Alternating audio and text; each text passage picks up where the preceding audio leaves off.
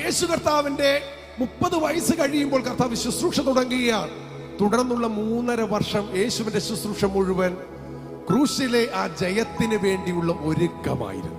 യേശു ചെയ്തു വന്നത്, പ്രസംഗിച്ചത്, പ്രവർത്തിച്ചതെല്ലാം കാൽവരി ക്രൂശിൽ നേരിടാൻ പോകുന്ന വലിയ പരീക്ഷയ്ക്ക് വേണ്ടിയുള്ള ഒരുക്കമായിരുന്നു.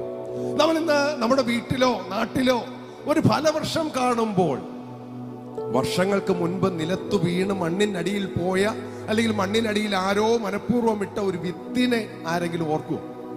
ആ വിത്ത് നാളുകളായി മണ്ണിന്റെ അടിയിൽ കിടക്കുകയായി. നമ്മൾ ജീവിതത്തിൽ നേരിടുന്ന ഓരോ സാഹചര്യവും ആ വിത്ത് പോലെയാണ്. ആ വിത്ത് മണ്ണിനടിയിൽ കിടക്കുമ്പോൾ നമ്മൾ ഓർക്കും, ഫലമൊന്നും കാണുന്നില്ലല്ലോ. ഒരു ദിവസമായി, 2 ദിവസമായി, ആഴ്ചകളായി, മാസങ്ങളായി ഫലമൊന്നും കാണുന്നില്ലല്ലോ.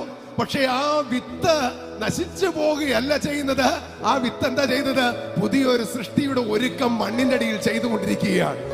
കർത്താവിന്റെ കൂടെ നടന്ന്, മാർവിൽ ചേർന്ന് നടന്ന ഒരു യോഹന്നാൻ ഉണ്ടായിരുന്നു.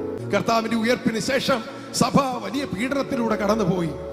ഡൊമീഷ്യൻ ചക്രവർത്തിയുടെ ഭരണ സമയത്ത് ഈ യോഹന്നാനെ ചക്രവർത്തി യോഹന്നാനെ വിധിച്ചത് പത്മോസ് എന്ന ദ്വീപിലെ ഏകാന്ത തടവായിരുന്നു. പത്മോസ് ദ്വീപിൽ ആരെല്ലാം തടവിലാക്കപ്പെട്ടിട്ടുണ്ടോ അവരെല്ലാം മരണം വഴിയായി ലോകത്ത് നിന്ന് മാറ്റപ്പെട്ടിട്ടുണ്ട്. വിഷപ്പാമ്പുകൾ നിറഞ്ഞ നിരവധി ആളുകളുടെ ജീവനെടുക്കാൻ കഴിയുന്ന ദ്വീപാണ് പത്മോസ് ദ്വീപ്. പത്മോസ് ദ്വീപിൽ അടയ്ക്കപ്പെട്ട യോഹന്നാൻ ഒരു പരീക്ഷയിലൂടെയാണ് കടന്നുപോയത്.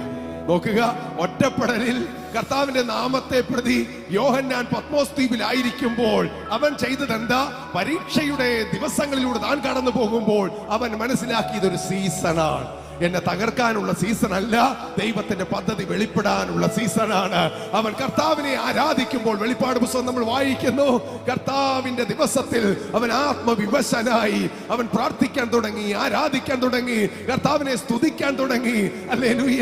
അവൻ ആരാധിച്ചു കൊണ്ടിരിക്കുമ്പോൾ സ്വർഗത്തിൽ യോഹന്നാനെ ഇവിടെ കടന്നു വരിക എന്ന സ്വർഗത്തിലെ ശബ്ദം അവൻ കേട്ടു. ഹല്ലേലൂയ! യോഹന്നാൻ പത്മോസ് ദ്വീപിൽ അവൻ ഒറ്റപ്പെടലിൽ ലോകം അവന് വിധിച്ചത് മരണമായിരുന്നു. ദൈവം അവന് വിധിച്ചത് ഇന്നും നമ്മളെ അത്ഭുതപ്പെടുത്തുന്ന സ്വർഗീയ ദർശനങ്ങളായിരുന്നു.